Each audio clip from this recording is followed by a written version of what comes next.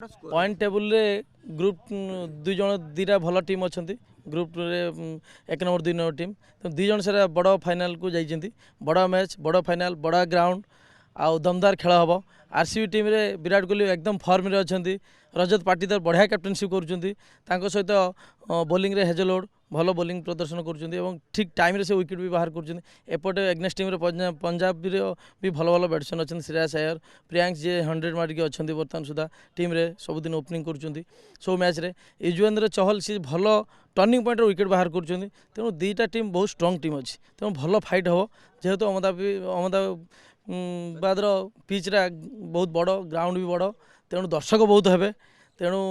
बहुत प्रेसर खेल पिच जेहेतु स्लो अच्छी वर्षा